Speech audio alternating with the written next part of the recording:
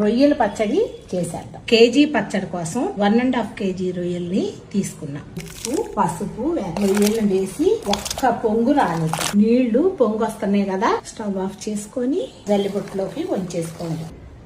వేయించడానికి 300 గ్రాములు నూనె వేసుకోండి.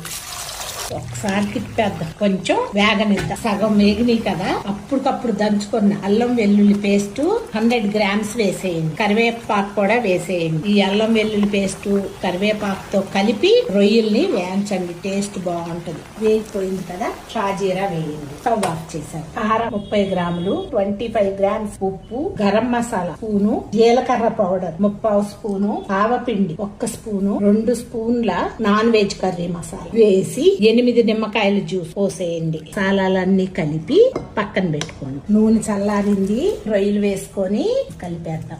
ఈ కొలతలతో రొయ్యల పచ్చడి చేసేయండి.